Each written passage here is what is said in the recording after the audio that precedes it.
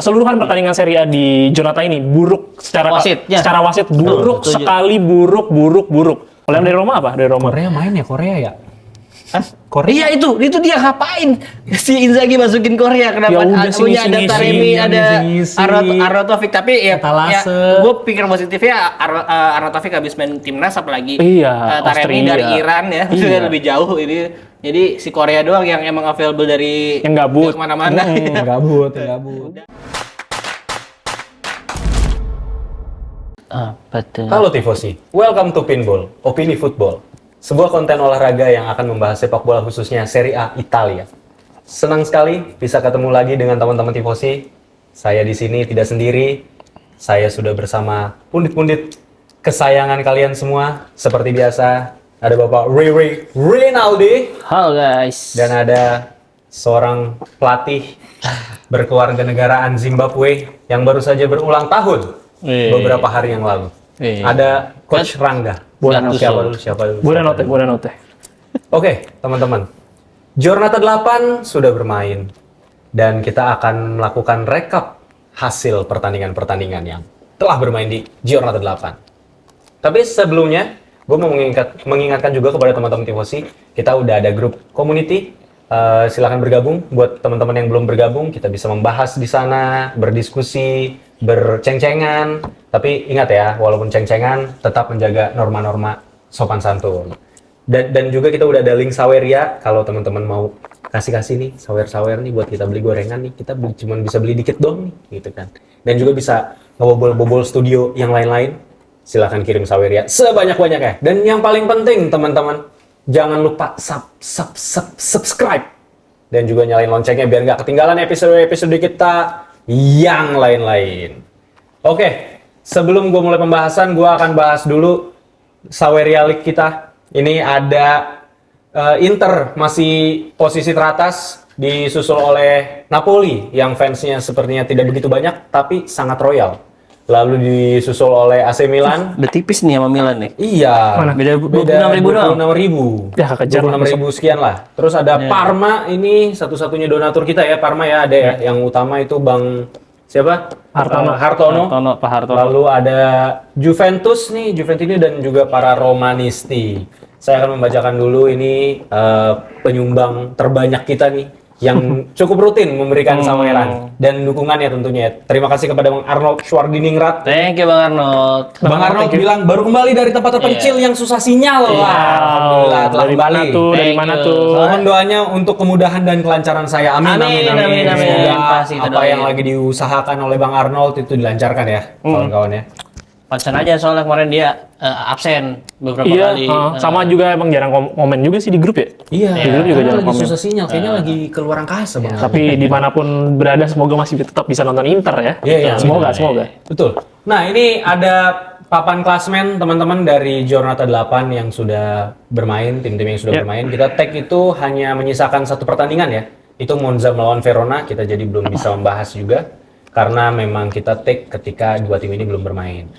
Napoli masih kokoh di puncak klasmen, tapi tidak jauh poinnya dengan Inter yang ada di posisi 2, dan juga ada Juventus yang berselisih hanya 1 poin dengan Inter di posisi 3 dengan 16 poin.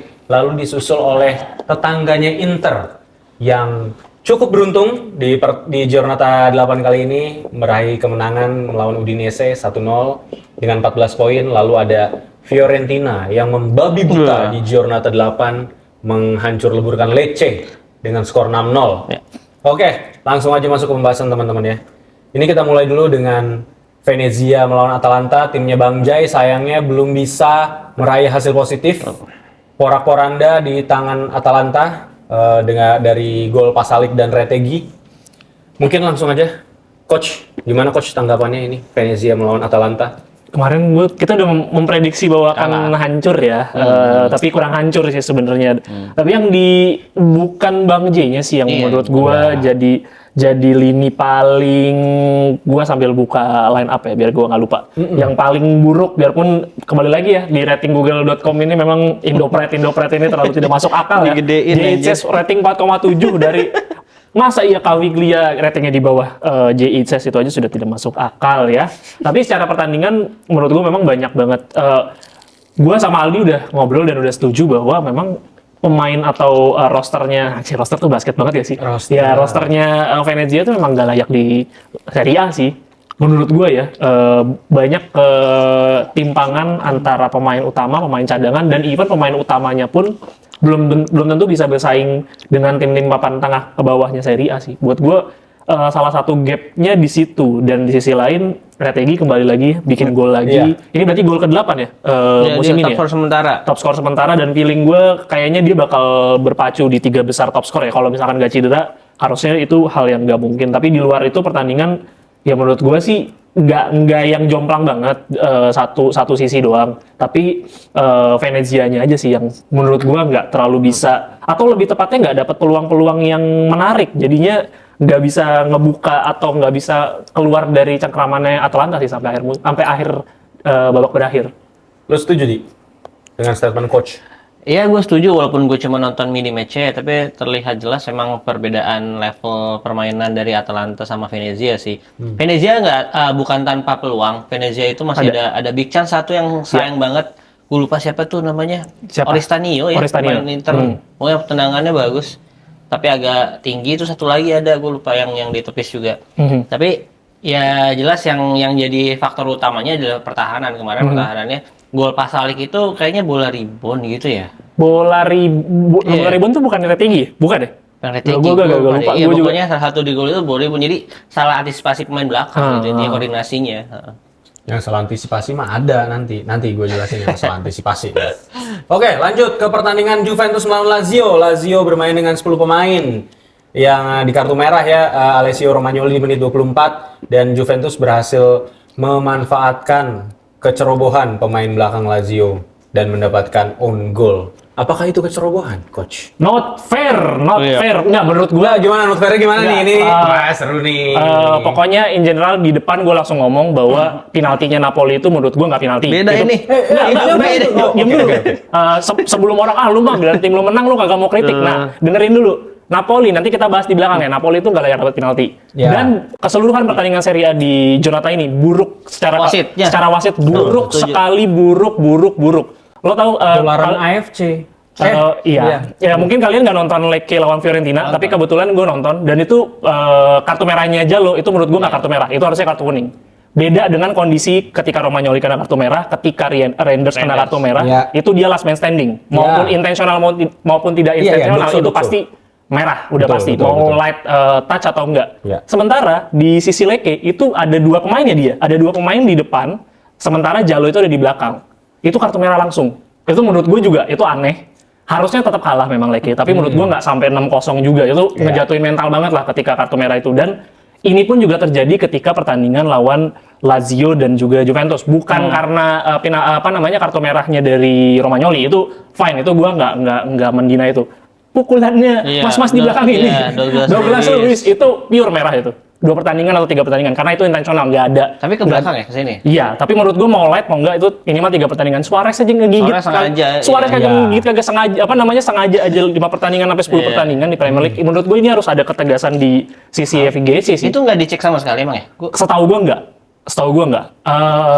Tolong dikoreksi teman-teman fans Juve kalau misalkan aware, karena gue juga nontonnya on off, jadi nggak yang full gue pantengin, tapi pas itu nggak kartu merah, jadi kebetulan lagi nonton, kok kampret kagak at least kagak dicek VAR gitu, atau mungkin sebelumnya udah sempat ngobrol via communicator atau gimana ya. Cuman itu buruk, tapi di luar itu menurut gue Lazio juga main sama buruknya sih. Dengan kehilangan banyak pemain kunci Juventus, Lazio tuh sama sekali nggak bisa ngembangin permainan sih. Buat gue tuh sucks banget sih. Aduh, jadi pakai kata-kata kasar menurut gue. Lazio sayang banget gak bisa memanfaatkan peluang emas yang at least 1 poin bisa dijaga di depan mata. Biarpun di luar on goal dari pemain back, gue lupa sih. Mario Gila ya, yang kita udah puji-puji ternyata jadi gila beneran. Ya menurut gue wasit kali ini babuk sih, gue nggak tahu kenapa Giornata ini, aduh aneh banget.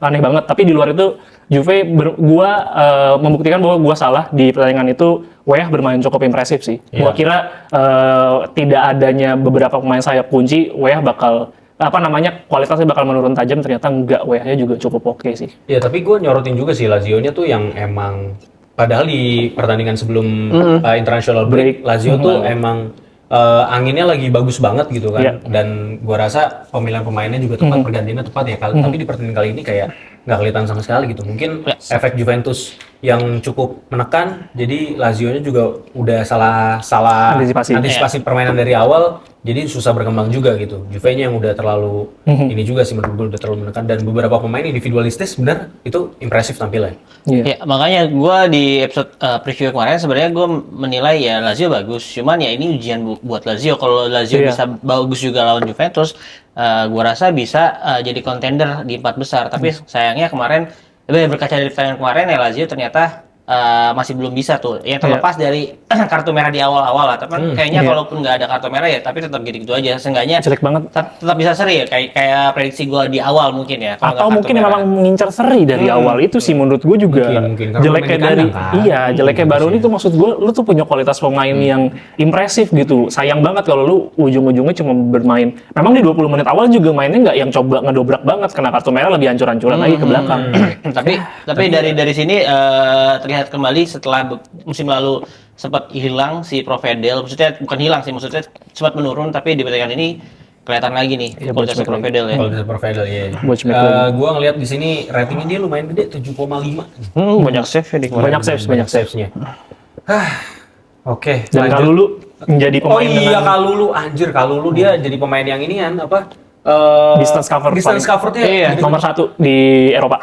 Gue bingung banget dah, kayak ini kenapa kalau dilepas Milan porak-poranda padahal backnya. Ya gue sih punya pembelaan bahwa setiap pelatih itu punya gaya permainannya sendiri ya. Tapi benar sih. Ya itu nggak bisa, agak bisa dipaksain. Mau sebagus apapun dia kalau memang nggak sesuai sama kodrat taktikalnya ya agak susah juga. Dan gue mengerti itulah. Tapi bagus sih pemain. Iya, gue setuju. Nah selanjutnya ini tim Kalulu yang sebelumnya ya AC Milan yang menurut gue mendapatkan kemenangan yang cukup beruntung. Ya. Beruntung dalam artian Milan di sini bisa bermain dengan 10 pemain dan tetap menekan tuh itu oke sih. Maksudnya Fonseca ball-nya ya yang memang berusaha untuk possession, untuk nekan terus di depan. Nah, ini lumayan terbukti di pertandingan kali ini, dan ini kelihatan juga tapi golnya Chukwueze itu emang Pulisic lagi kelas banget di musim ini. Di musim lalu juga oke, tapi musim ini menurut gue Pulisic adalah a whole different player, dan gue rasa dia adalah salah satu pemain yang terbaik di Serie A. Ya, MVP contender lah kalau misalnya di bawahnya Kvara. Iya, kalau misalnya masuk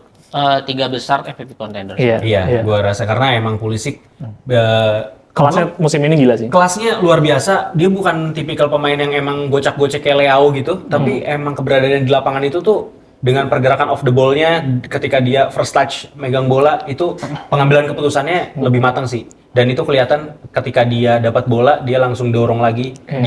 Dia kalau lu perhatiin itu dia bener-bener set up ball-nya dengan baik ke Chukwueze. Jadi Chukwueze juga udah cukup nyaman itu untuk nendang gitu di posisi terbaiknya dengan kaki kiri. Udah emang udah tinggal diarahin aja, dan itu menurut gue lumayan jadi trademarknya Chukwueze juga tuh, gol-gol kayak gitu kan. Emang kayaknya cukup dilatih tuh sama Chukwueze yang kayak gitunya. Itu beberapa kali gue lihat dari awal musim ketika dia main, dia berusaha untuk melakukan itu dan akhirnya dapat golnya di sini. Ya trademarknya akhirnya keluar ya, tapi semoga konsisten ya. Nah, terus kalau gue lihat si Milannya ini juga ketika dia asik neken di depan, itu emang ketika di counter sama Udinese. Ini Udinese nih mainnya sama kayak Udinese di FIFA. Jadi dia tuh mainnya counter attack nih tipikalnya. Terus emang dapet long ball. Akhirnya tapi menurut gue itu kartu merahnya Reinders emang murni sih, karena itu denying obvious goal chance ya. Mau nggak sengaja maupun gimana. Iya, dan gue ngelihat intensinya si Reinders tuh mau ngepres sebenarnya, tapi apesnya kena kaki gitu kan. Sayang banget dia last man standing sih. Iya, sayangnya dia last man standing. Dan sesuai kalau menurut rules memang pelanggaran, cuman gua rasa emang nggak ada intensi yang disengaja. Nggak ada intensi yang disengaja. Tapi kalau lu perhatiin itu pemain Indonesia siapa sih, Pereira ya kalau nggak salah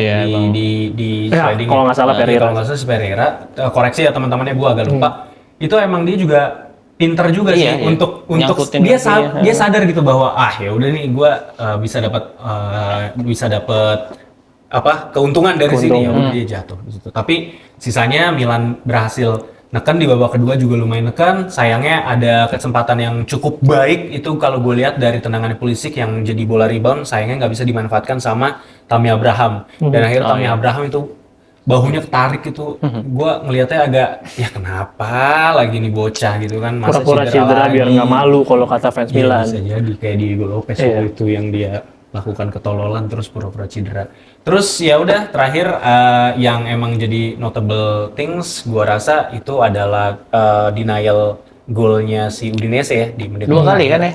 Iya. Oh kayaknya Lovric deh yang kena Reinders deh. Iya, soalnya ini yang dia apa? Nomor 8 kan ya, Reinders Lovric deh harusnya kalau nomor 8 tuh Itu cuma Lovric. segini doang, Rang, Iya. offside-nya, tapi ya itulah. Oh kalau yang Enggak, gol itu kalau yang gol itu Payero apa yang Zemu? terakhir Zemura apa Payero sih? Cuman Yang nomor tipis. 11 kalau nggak salah, Kamara deh. bukan nomor 32. Nomor 32 ya? Oh ya udah. Antara itu dah pokoknya. Elenkam kalau nomor 32 mah Elenkam. Pokoknya dia- yang kan kulit hitam kan? Iya, Enggak, bukan iya, rasis iya, sih. iya, Tapi iya, tapi yang hitam, setahu gue hitam. iya. Iya, Payero ya? Payero ya? Si Payero nomor Payero 5. kalau nggak salah. Dia pokoknya cuma tipis gitu doang. Nah, ini beruntung lah. Bener bukan tipis orang kaki. Ujung kaki. agak dia. makanya Iya, VR-nya untungnya Harusnya dipakai ukuran kaki dan dia juga keluar pertandingan juga maksudnya Iya. Freeze tuh maksudnya ya kecewa tapi ya bagus gitu penanganan VAR-nya di sisi itu menurut gua bagus Iya, gitu benar-benar bagus, ya. dilihat gitu. Mungkin ini pertandingan yang paling fair kali ya di Serie A karena emang kartu merahnya layak, gol terakhir di deny juga layak, tapi ya memang itu untung-untungan lah, gitu. Untung-untungan, karena wasitnya untung-untungan. kebetulan ngecek VAR-nya dengan sangat teliti. Nah ini mungkin ada tambahan yang lebih lengkap teman-teman dari Bang Bara Bere Adiaksa. Silakan Bang Bara. Halo Tifosi, sorry gue belum bisa gabung lagi ke studio sama Aldi dan Rangga karena gue baru balik dari gathering daerah Milanis Indonesia untuk area Jawa Tengah dan Yogyakarta di Semarang kemarin. Jadi di sana juga kami nonton atau nobar pertandingan Udinese melawan Milan, lalu juga di sana ada pemilihan sekjen dari area Jateng dan DIY. Yang terpilih adalah Asrul Anas ya dari Kudus. Terus ya untuk acara keseluruhan ya paling hanya kita ke museum. Jadi Milanis Indonesia kemarin jadi sobat museum, lalu bisa sambil lihat di sini sedikit cuplikannya dari teman-teman Milanis Indonesia area Jateng dan DIY. Terus kemudian ada peluncuran dari Imani sebagai kartu member baru Milanis Indonesia. Jadi buat kalian yang belum daftar member untuk berkontribusi di komunitas MI, silahkan bisa cek di membership.milanisti.org.id. Untuk match kemarin cukup membuat para peserta nobar terdiam ya, dan karena memang wasitnya ini kayak wasit dari Oman, kalau gue bilang gampang banget terprovokasi dan agak berat sebelah di awal, terutama kartu merahnya Reinders yang gue pikir itu bukan clear obstruction ke gol, tapi sebenarnya peluang untuk menjadi gol. Tapi kalau dilihat di VAR yang mana wasit juga ngecek, tapi kayak percuma dia ngecek tapi tetap memberikan kartu merah karena menurut gue fairnya itu cukup kartu kuning lah. Tapi seperti episode kemarin gue bilang, Milan memang bermain lebih dengan mentalitas. Gue ngeliat tim merespon secara positif, attitude mereka baik, motivasi dan moral mereka juga benar-benar ingin memberikan kemenangan di match kemarin, yang syukurnya terjadi gol cepat oleh Chukwueze, Pulisic, Chukwueze, Okafor bermain baik, dan itu balik lagi terbukti kalau Leao dan Theo Hernandez bukan segalanya di tim AC Milan. Terus yang gue sayangkan Tammy Abraham ya, si paling hampir masih belum bisa membuat gol dari open play dan masuk sebentar langsung cedera. Itu kocak banget sih kalau gue bilang, padahal sementara Leo juga udah siap pemanasan. Mungkin strategi akhirnya mengganti satu orang striker dengan seorang pelari, di mana Milan yang terpaksa bermain dengan 10 orang bisa mengcounter cepat serangan baliknya itu menjadi gol, karena Pulisic juga disiksa sampai akhir, dia sampai larinya pun sudah tidak kencang seperti di babak pertama ya. Dan untungnya justice has been served di babak kedua juga. Akhirnya wasit mengecek VAR, dan kalau gue lihat kayak mencari-cari apa hal yang bisa membuat AC Milan gak seri ya. Mungkin dia di babak pertama atau di halftime dia review kalau anjir nih kayaknya harus Reinders gak merah nih. Jadi kayak mencari-cari gimana alasan supaya Milan gak jadi seri. Akhirnya dilihat untungnya Udinese pakai sepatu kegedean 1 nomor kalau kata Aldi, jadi membuat offset, jadi kayak kakinya Moise Kean di awal-awal di musim lalu ya. Ya, ini hasil yang patut disyukuri buat Milan menjaga asa di Serie A, walaupun sayangnya Inter juga menang melawan Roma walaupun di match yang gue pikir cukup berimbang, dan Roma juga pantas mendapatkan hasil seri sih, seperti itu. Oke, pertandingan UCL antara Milan melawan klub Brugge dari Belgia, yang mana ketika gue tag video ini Madrid kalah sama Lille ya. Secara Lille ya bermain seperti mungkin menjadi tim yang menjadi bisa mengalahkan tim raksasa Madrid, yang ini bisa menjadi hal yang semakin sulit untuk Milan karena di next match melawan klub Brugge. Sebelum gue bahas yang match kali ini, Milan akan bertemu Real Madrid.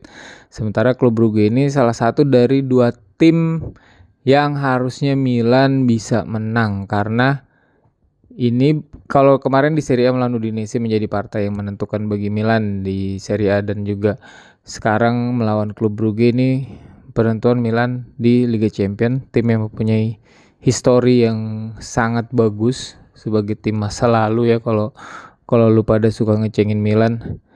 Ini harusnya match yang bisa dimenangkan oleh Milan. Klub Brugge paling yang perlu diwaspadai ya Skov Olsen, karena pemain Denmark ini kalau di game PES atau di FM suka gue beli juga, dan dia punya pengalaman di Serie A juga kan, main di Bologna. Tapi ini bukan match yang terlalu sulit, sementara Milan juga bisa mengalokasikan resource mereka ke full ke match ini, karena sebagai pemilik Amerika yang mata duitan, pasti mereka akan mengincar bagaimana caranya Milan lolos ke fase berikutnya di UCL. Dan sekarang Milan berada di urutan 1/4 terbawah, yang bahkan playoff pun gak lolos. Jadi kalau memang ini tidak menang juga lawan klub Brugge, gue rasa Milanis Indonesia harus mengubur impian, dan juga Cardinale harus mengubur ekspektasi untuk mendapatkan pundi-pundi uang dari UCL. Jadi kalau di match ini Milan akan menang, gue harus pengen ngebantai sih, Milan akan menang 3-0 lah melawan klub Brugge ini. Oke, gitu aja dari gue. Mudah-mudahan next Giornata gue bisa bareng-bareng ada di studio. Ciao. Nah, itu tadi tanggapan dari Bang Bara yang lagi merantau keluar kota ya. Nggak tahu dia lagi nyari apa, belakangan lagi sibuk banget. Sama seperti saya, kebetulan. Nah, lanjut ke pertandingan selanjutnya. Ini ada tim kesayangannya Koci Rangga. Silahkan, ini di komentari langsung aja. Empoli lawan Napoli, sama-sama poli-poli. Kalau musim lalu kalau nggak salah seri ya. Napoli itu seri kalah kalau nggak salah Napoli kan. Atau menang seri gitu. Tapi kali ini Napoli berhasil mencuri kemenangan. Yang lu bilang waktu pertandingan ini selesai, kalau nggak salah a win is still a win, walaupun cuma 1. Iya, gue setuju. Tapi kenapa cuma 1-0? 0-1. Ya, Empoli bagus. Juve udah pernah merasakan. Ya, tim-tim lain sudah banyak yang merasakan bahwa menurut gue Empoli di musim ini dengan De Aversa sih menurut gue adalah sebuah evolusi yang magic buat gue. Mungkin untuk semua fans Serie A, karena gue juga nonton di channel-channel lain, mereka juga mengungkapkan kekaguman yang sama dengan Empoli di musim ini, dan gue pun juga setuju. Ini sama ketika gue ngelihat Como yang berbeda dengan Como yang gue tonton di Serie B, dan Empoli yang kita lihat di musim lalu lumayan struggle, tetap menyusahkan tapi lumayan struggle di musim ini. Menurut gue one of toughest team yang dihadapi Napoli. Biarpun dia setiap musim Empoli selalu begitu kalau lawan Napoli, karena ya buktinya Maurizio Sarri diambil biar nggak bikin susah, Hisak diambil, Di Lorenzo diambil ya. Maksudnya memang kualitas Empoli ini ya punya hidden gem-nya lumayan oke. Dan tapi Eli Capril mainnya bagus. Eli Capril untungnya mainnya bagus biarpun ada satu kesalahan passing, tapi ya udahlah. Di sisi lain yang mau gue kasih kredit sebenarnya Empoli, bahwa dia bisa berani bermain high press dan buat Napoli tuh kehilangan balance-nya dia ketika di high press. Dia mulai bingung nih nyari opsi passingnya gimana, karena note gue yang pertama adalah Billy Gilmour ternyata belum begitu siap untuk menggantikan full role-nya dari Stanislav Lobotka, bahwa dia itu bermain timid. Kalau orang bule itu ngomongnya timid itu apa ya, kaku kan. Jadi dia itu dia nggak berani ngambil pelanggaran yang profesional foul yang diperlukan, lalu juga pengambilan keputusannya kurang oke, dan coveringnya dia itu dirasa sama lawan tuh tidak membuat lawan takut gitu. Beda kalau ada Lobotka di situ, pemain tuh pasti biasanya back pass karena dia takut bolanya nggak bisa progres ke depan. Iya. Ini lumayan teknis, tapi karena gue nonton Napoli week by week, jadi gue bisa ngelihat itu. Sementara Gilmour ini kayaknya belum terbiasa. Pada itu yang banyak dikagetin sama beberapa fans Napoli, karena ini pemain Premier League, harusnya dia punya daya itu gitu, daya itu, eksplosifnya itu harusnya ada. Kurang, menurut gua kurang di sini, makanya mungkin ratingnya 6,5 ya cukup oke, tapi bukan kualitas yang kita harapin, karena Lobotka tuh week by week ya harusnya ya dia selalu di atas rating 7 lah. Itu menurut gua not pertama tentang Billy Gilmour. Kemungkinan kalau Lobotka belum bisa recover lawan Milan, bisa jadi Milan bisa ngambil take credit di pertandingan nanti. Menurut gua itu jadi not paling utama. Lalu yang kedua tadi Capril mungkin udah sempat dibahas juga, main bagus. Dia kalau nggak salah 7 saves atau 6 saves. Tapi di sisi lain Buongiorno, alhamdulillah ya Allah, Buongiorno lebih memilih Napoli dibandingkan Inter Milan. Saya sangat bersyukur ya Allah, karena Iya, emang klasik. Buongiorno ini tenang banget anjir. Buat gua adalah blessing in disguise ketika semusim kemarin gua harus full menonton Juan Jesus ya setiap harinya, dibandingkan saya melihat Nathan. Jadi Juan Jesus tuh kayak Joel Matip kalau Iya, di Liverpool. Deg-degan pokoknya Iya, kalau ngeliat betul. dia defense. makanya ketika ada Buongiorno tuh buat gua sejelek-jeleknya Buongiorno ya jauh lah pokoknya. Iya. Jauh. Maksudnya jeleknya Buongiorno itu ada beberapa yang kecolongan. Iya, gitu, dan yang biasanya konsisten. cover dari teammate-nya juga nggak telat. dapet. Iya, tapi Buongiorno ini dengan ada di lini belakang Napoli, ya dia paling nggak agak-agak nge-cover waktu era ada Kim Min-jae lah. Iya. Walaupun nggak sama persis. Nggak sama persis, gayanya Kim Min-jae permainannya beda. Is another level of monster ya. It's another monster menurut gua. Is another monster. Cuma Buongiorno ya bener sih, blessing in disguise sih. Dan menurut gue sebagai MVP menurut gue layak. Lalu yang mesti gue kasih kredit juga Giovanni Simeone, bermain benar-benar memberikan hidupnya buat Conte, main sampai berdarah kan kemarin kepalanya. Iya, di bocor tuh dia. Benar-benar main ngotot banget, even sampai akhir pertandingan dia masih berani nge-push bola, heading dia tetap nggak takut biarpun palanya udah bocor ya. Menurut gue itu pemain-pemain yang kayak gitu di sepak bola modern, gue udah cukup jarang ngeliat pemain-pemain gitu. Mungkin 1-2 di setiap tim ada, tapi nggak kayak dulu yang kita bisa ngeliat mungkin 10 pemain bisa bener-bener grintanya keluar gitu. Ini Simeone menurut gue selalu beruntung punya pemain yang kayak gini, biarpun mesti diakui skillnya nggak sebagus pemain yang lain gitu loh. Dia tuh bukan skill yang nggak bagus, menurut gue. Dia kayak pengambilan keputusan ragu-ragu, ya, visinya itu menurut gue part of skill apalagi, ya sih. Apalagi kalau main dari awal, iya part of skill sih sebenarnya, gue setuju juga sih. Cuman ada sedikit notes kalau dari gue.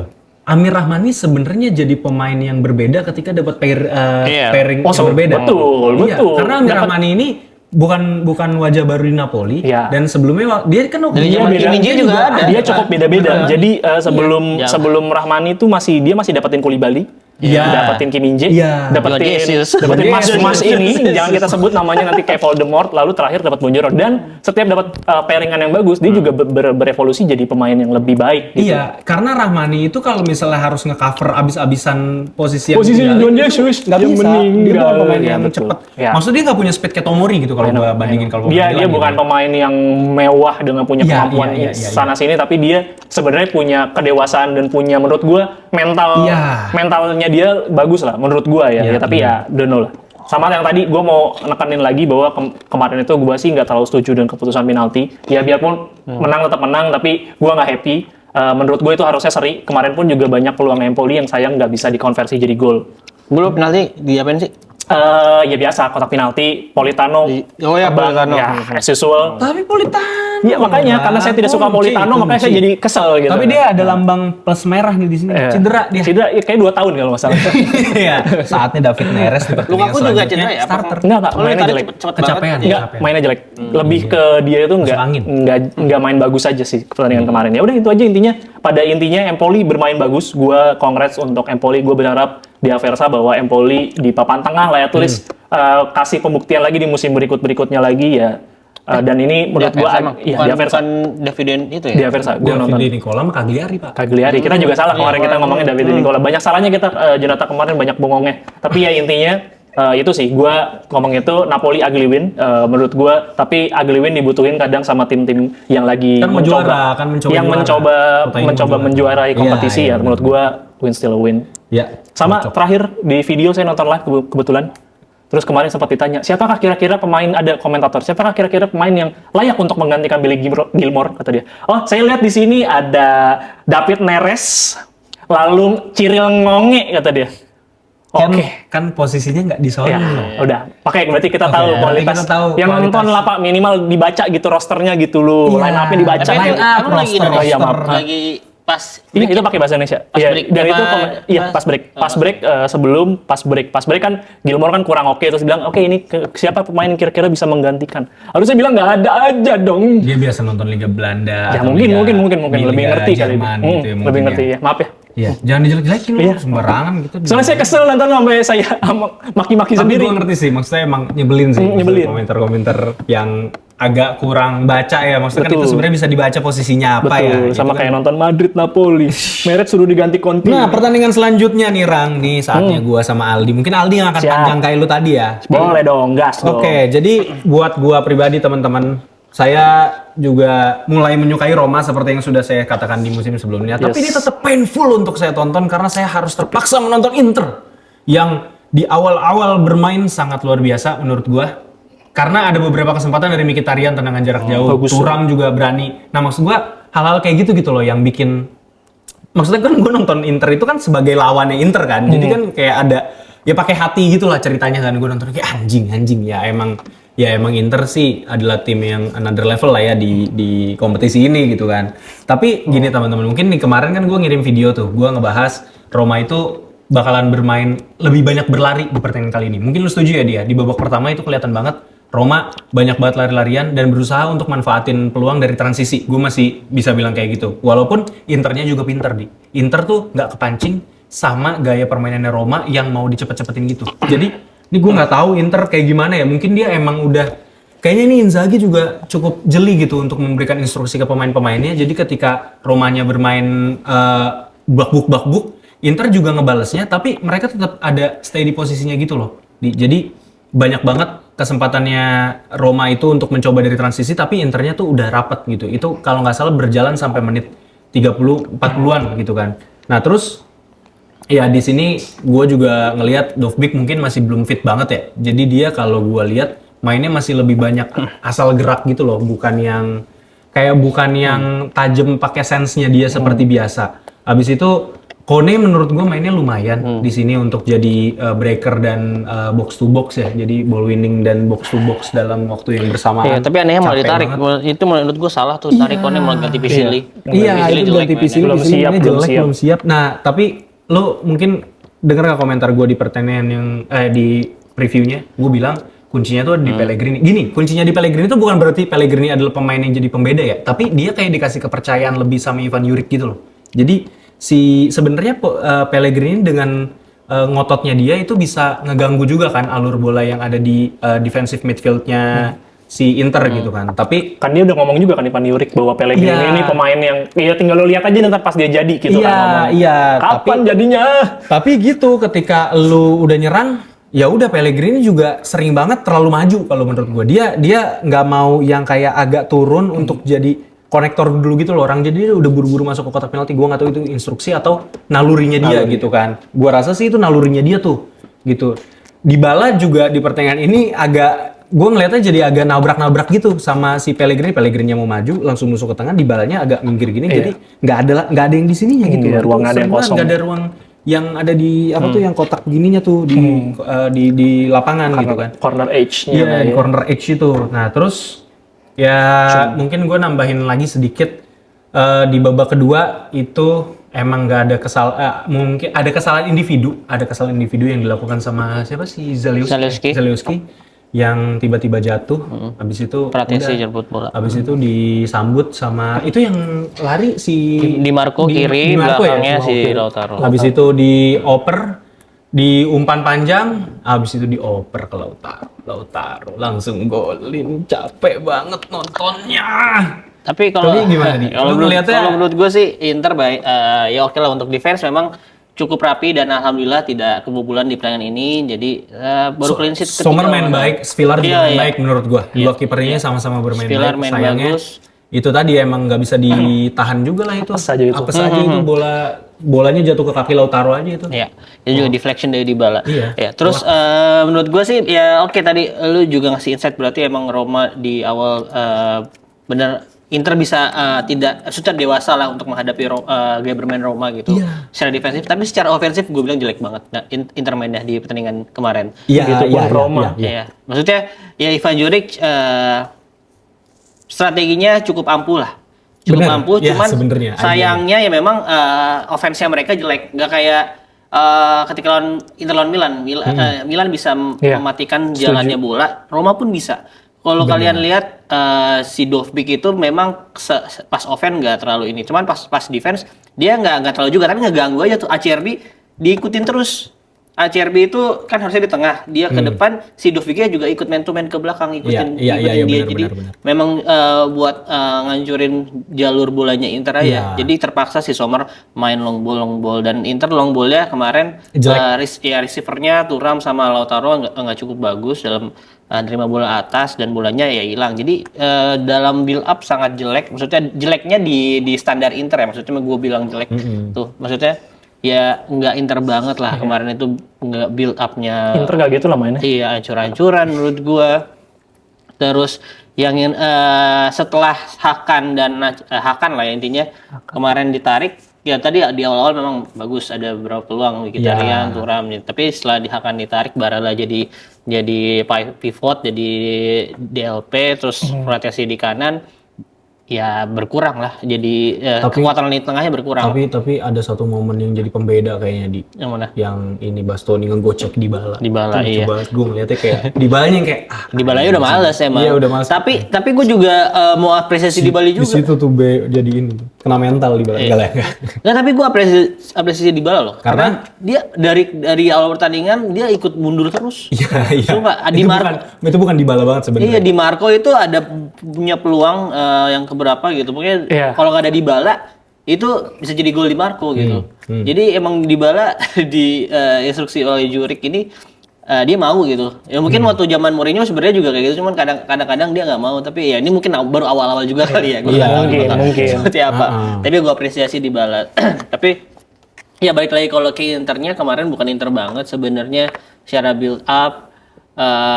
Kehilangan Hakan, kehilangan Acerbi pasti sangat berdampak lah ya. Itu Acerbi tuh kenapa sih diganti sama Dua-duanya tuh kemungkinan ada di masalah hamstring ya. Satu ada flexor, ada abduktor, gue nggak ngerti. Intinya 1-3 minggu lah. Acerbi 12 pemain yang bakal cedera ini. Enggak, Acerbi setelah kita omongnya kan nggak ada internasional nih, harusnya main malah cedera. Dan kayak dia malah mabok-mabokan itu kemarin internasional break. Dan trivia aja mungkin tadi gue baca di mana ya di sosmed. Pokoknya Inter salah satu tim yang udah ngeluarin duit banyak buat penanganan cedera musim ini, udah 8,5 juta euro kalau nggak salah. Itu banyak sih. Iya, peringkat keempat ada Juventus, Milan sama Roma. Jadi Napoli nggak ada, dan Napoli berarti sangat diunggulkan. Pemainnya dikit.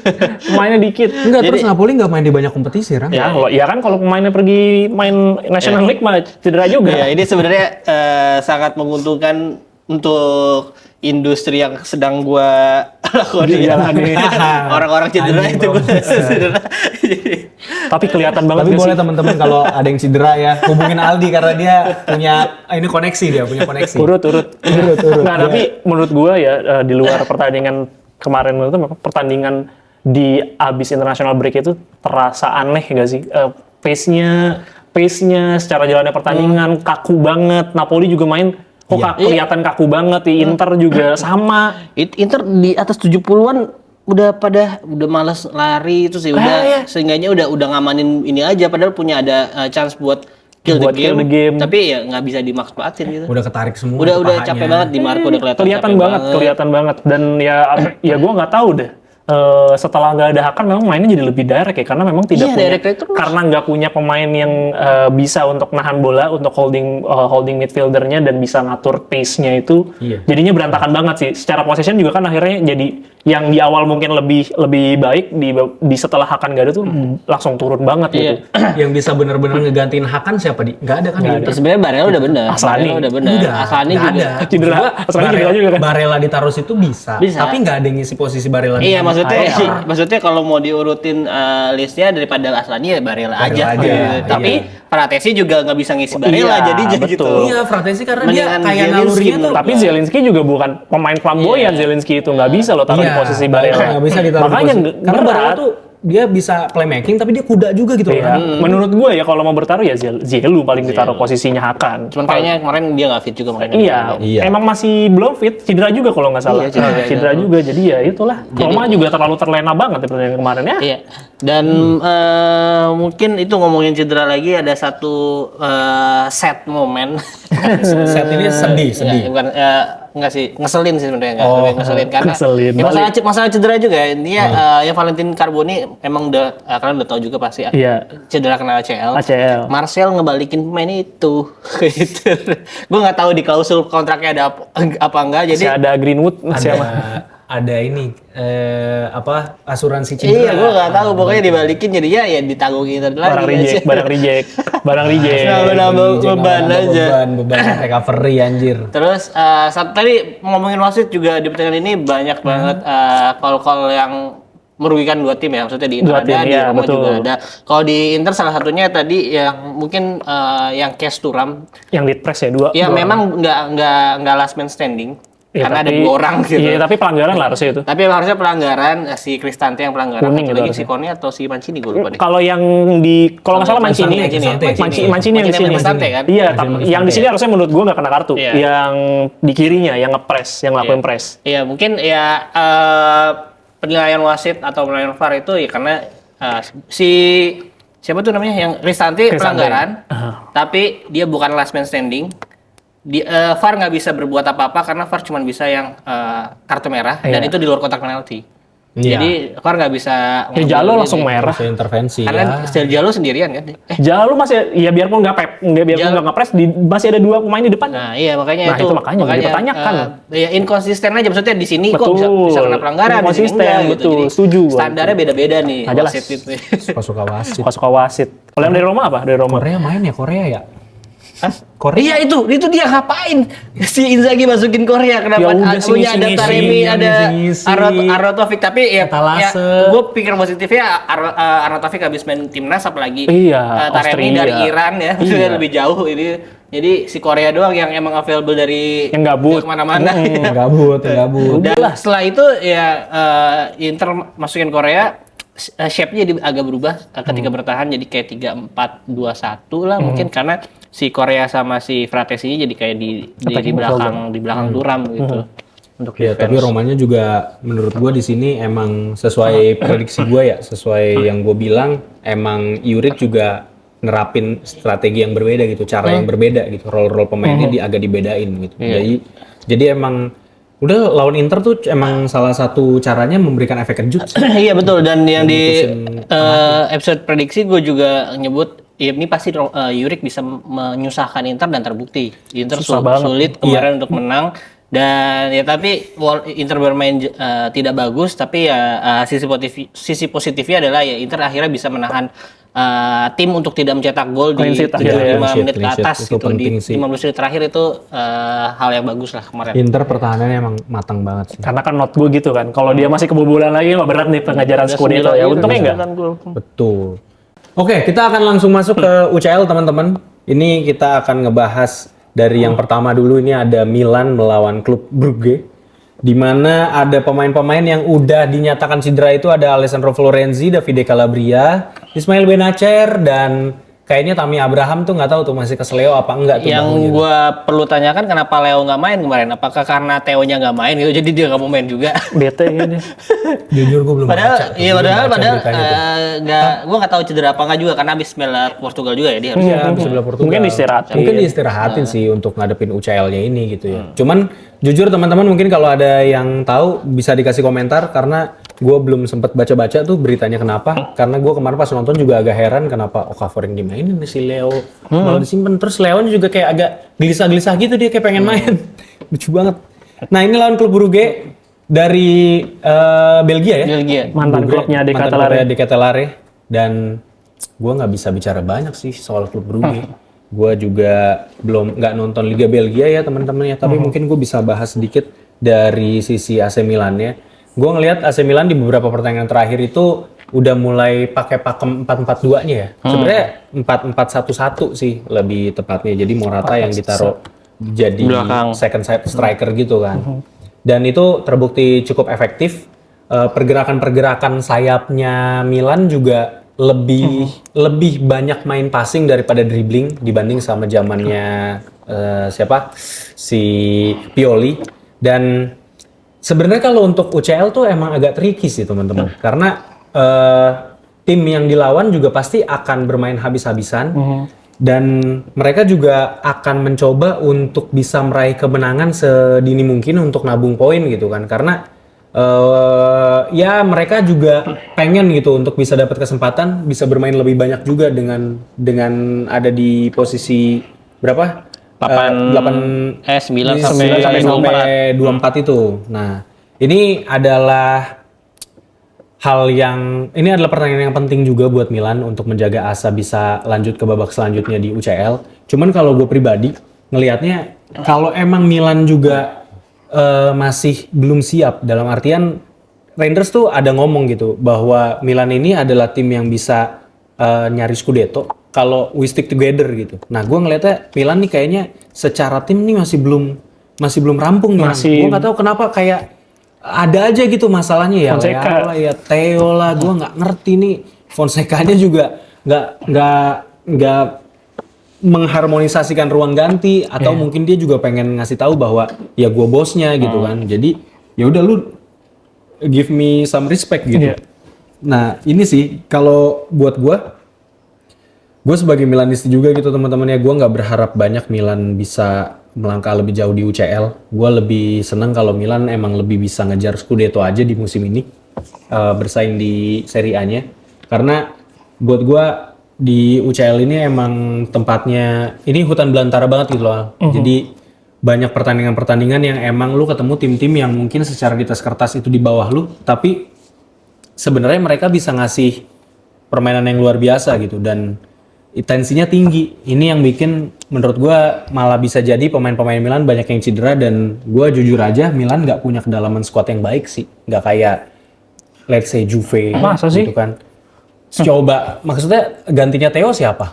Gantinya Theo, bukan lah Terracciano. Mainnya bagus Terracciano. Ya. Pada nggak percaya aja. Iya, enggak, mainnya bagus Rang. Tapi kalau lu disuruh dia konsisten 5 pertandingan aja. Ya kan nggak perlu 5 pertandingan. Kan yang penting nge-backup Theo aja cukup lah. Iya, cuman kan pertandingan Serie A juga kualitasnya udah bukan yang kayak lu bener-bener timpang antara tim papan atas papan bawah. Bisa itu pakai itu bisa kan kemarin. Nextnya lawan Bologna juga walaupun ditinggal Mota tapi masih memberikan perlawanan yang luar biasa. Nah ini gimana kalau misalnya Bartesaghi si Bartesaghi boleh kalau mau. Bartesaghi lebih di bawahnya lagi gitu kan, kayak aduh yang udah sisi kanan Emerson Royal gitu. Tapi di pertandingan kemarin menurut gue mainnya lumayan tuh Emerson Royal. Malah udah Calabria kalau kata pelatih mah. Iya. Walaupun lebih fisikal Calabria ya lebih kuda. Ya kiper biasanya nggak butuh pelapis yang terlalu jauh. Kalau gue pikir bener kayak Asnawi mainnya dah. Dia asal lari-larian doang gitu. Lari doang. Kalau disuruh passing aneh. Kan nggak make sense kalau lo bilang ini jomplang kalau di compare sama tim-tim lain ya. Iya, cuman ya gue ngeliatnya kalau emang Theo sama Leao kemarin nggak main dan semoga aja apa yang lu bilang itu bener bahwa dia diistirahatkan, harusnya lawan klub Brugge Milan punya kesempatan karena adanya Leao ini emang bisa jadi pembeda karena dia punya skill individu yang di atas rata-rata gitu kan. Harusnya mudah. Harusnya ini pertandingan mudah. Harusnya ini pertandingan mudah lah. Pertandingan di atas kertas bisa menang ya paling nggak 2-0 lah. Iya. Walaupun golnya mungkin bukan yang kayak gol cepet banget gitu, mungkin ada babak pertama 1 gol, babak kedua menit. Biarpun 75, jangan lupakan bahwa di situ ada Simo Mignole ya. Dan bahwa di sini klub Brugge itu poinnya jauh di atasnya Milan ya, bahwa dia klub Brugge itu 3 poin, menang sekali lawan Sturm Graz. Sementara Milan masih terseok-seok ya, tapi ini harusnya 3 poin lah buat Milan. Milan tuh kemarin kalah lawan Leverkusen, Liverpool. Satu lagi siapa? Udah berdua sama klub Brugge. Jadi pertandingan ketiga sebenarnya Milan udah nggak boleh kalah sih. Kalau kalah 3 kali berturut-turut ya udahlah mending Iya, bye-bye kalau aja gitu. bye-bye aja udah gitu kan. Masih Karena ada Simon ini Mignolet. putarannya tuh nggak ada 2 kali kan, rangnya benar-benar semuanya ketemu Iya, kan. betul. Nah, gitu. Simon Mignolet adalah kiper yang luar biasa ya, pasti aku Legend. Nggak juga sih anjir. Nah lanjut ada Juventus melawan Stuttgart, di mana Juventus adalah satu-satunya tim Italia yang 2 kali menang ya. 2 kali menang. Inter 1 kali. Inter 1 kali ya, Satu kali lagi seri lawan City. lawan City. Wih, lawannya City tapi. Iya. Gimana Coach Rangga, Juventus lawan Stuttgart? Ini gua nggak tahu deh sih. Di Gregorio Di ban. di itu. di suspend. Suspend 2 pertandingan atau 1 pertandingan gue juga lupa. Iya. Tapi kayaknya direct red card 2 pertandingan ya? 2 2 pertandingan. Kecuali kalau di appeal, kalau misalkan di banding. akumulasi. Ya, Kalau dibanding, yang gua nggak tahu adalah apakah si gelandang serangnya itu yang Cup Miners apakah udah tersedia untuk dimainkan atau masih cedera? Enggak, early November 2024. Early November masih berat menurut gua. berat. Terbukti kok di pertandingan kemarin lawan Lazio, dengan Lazio yang bermain 10 orang butuh puluhan menit sampai akhir babak untuk ciptain gol, dan itu juga gol Ya, lewat golnya crossing gol-gol insya grinta, Allah kan, iya. ya gol-gol grinta menurut gua. Dan tapi Stuttgart udah nggak ada girasi sih. Tapi di sisi lain toh juga kemarin Juventus lawan tim Jerman juga kesulitan juga, dan semua tim Italia menurut gua lawan tim Jerman tuh mengesalkan tau. Biarpun nggak semuanya berakhir mengesalkan, tapi tim Jerman itu punya apa yang dijadikan antitesis dari tim-tim Italia, bahwa tim Jerman itu punya pelatih-pelatih hebat juga gitu loh. Maksudnya Iya. dan lebih menurut gua ya, dan menurut gua secara taktikal jauh lebih rapih. Kayak orang ngomongnya kopiannya dari Italia, tapi menurut gua hasil kopiannya jauh lebih bagus gitu. Jerman itu ngasilin tactical disiplin itu Iya, sangat-sangat tinggi. disiplin. Tactical disiplin iya gue setuju. Nah, tapi untuk Tactical ada- variety, variety Italia menang. Italia menang. Iya, Nah, benar. menurut gue ini diadu lagi lah secara taktikal, karena kemarin pada saat lawan Leipzig itu secara taktikal disiplinnya menurut gue Leipzig bagus, tapi akhirnya kena variasi taktikal dari Mota yang nggak bisa diantisipasi sama Leipzig. Menurut gue itu adalah ujung kekalahannya sebenarnya kemarin. Padahal udah kena kartu merah juga. Tapi di sisi ini maksudnya harusnya main di kandang kan? Main di kandang. Ya, harusnya bisa Main di menang. kandang. Harusnya bisa menang. Harusnya bisa menang. Kebobolan lagi sih feeling gue. Di UCL di kebobolan terus. Iya, di gol Iya, benar terus. Tapi kayaknya kebobolan Isinya baru juga sekali. menit akhir pas Kalulunya udah capek. Iya, kipernya Perin, gelandang serangan juga. Maksudnya, gue tuh yang gue khawatirin karena Juventus ini sekarang lagi tidak punya kreativitas di lini tengah ke depan. Douglas Luiz mainnya jelek banget, udah gitu aja. Nggak bisa ngegantiin role itu. Iya, maksud gue itu. Iya, nggak ada jembatannya lagi kayak tadi Juventus. Ya. Kalau masih ada Cup Miners, gue masih pede menang lumayan telak. Kalau kayak gini gue masih agak deg-degan sih. Mungkin gue menang-menang deg-degan lah ya, Iya, sisa menang-menang 1 deg-degan, atau 2 juga yang kayak akhir-akhir gitu Iya, dapat iya, 1 gol iya. lagi gitu. Ya, di Stuttgartnya sebenarnya ada satu pemain yang gue suka karena Euro Dennis ya. Undav. Enggak, Mittelstadt. Mittelstadt, ya. Kemarin Euro di Jerman ya. main El di- Bilal Torre main Milan. Oh iya dulu ya Milan ya. Milan, iya. Itu. Terus Ya. apa? Sorry. Enggak, tapi memang ya lagi-lagi mungkin bakalan menyulitkan, walaupun Stuttgart secara di klasemen Bundesliga juga liga bagus, walaupun Iya. sempat ngebantai Dortmund kalau nggak saya 5-1, tapi dia kalah sama Munchen 4-0. 4-0. Iya, jadi memang 5-1 ya pada lawan Dortmund. Iya, jadi emang tim yang lagi naik turun juga kondisinya. Di UCL pun juga lawan Sparta Praha nggak bisa dapat 3 poin main di kandang. Kalah seri 1 sama lawan Praha. Ya, jadi menurut gua Juve bisa mengatasi Stuttgart sih. Iya, supposed to be harusnya. Supposed to be. Yang mungkin tidak bisa diatasi oleh tim Italinya adalah Aston Villa ya. Ini Ya. bolanya ketemu Aston Villa. Dan gua kalau dari data gua ini ada Dandoye yang cedera, tapi dia masih bisa main, tapi doubtful gitu ya. Terus ada Luis Ferguson, mid Desember 2024 baru diperkirakan kembali. Martin Ehrlich, Michel Abisher yang menurut gue ini pemain kunci sih. Usama El Azouzi, Samuel Eling Junior. Ya, Samuel Eling Junior walaupun bukan pemain veteran di Bolonya, tapi sebenarnya dia adalah pemain yang bagus gitu kan. Karena di Juve juga mainnya lumayan gitu kan waktu di musim lalu. Nah, Aston Villa hanya Robin Olsen dan Tyrone Mings yang cedera. Yang Sisanya dimana, sehat semua, dan di mana dipegang sama Unai Emery. Aston Villa adalah tim yang berbeda dan luar biasa sih gitu. Posisi 4 saat ini Posisi 4 saat di ini Premier jadi League dan menang lawan Bayern Munchen, jangan lupa. sementara Ya, sementara Bolonya terseok-seok di posisi Bolonya 13 klasemen Serie A sementara. Jadi ya mungkin ini singkat aja teman-teman ya. Semoga Bolonya nggak dibantai aja kalau menurut gua mah. Ya paling nggak jangan lebih dari 3 gol lah. Tapi menariknya kalau gue lihat dari apa ya, gue nggak nonton tapi gue lihat dari ininya. Dari apa? Statistik. Beberapa match. Beberapa match, iya. Aston Villa justru main bagusnya lawan tim-tim yang di atas mereka. Gitu. Ya, setuju. Ya, boleh karena di atas mereka. lawan Ipswich malah seri 2 sama gitu. Tapi lawan apa kemarin MU MU seri lawan Fulham menang. Masa lu mau bilang MU jelek?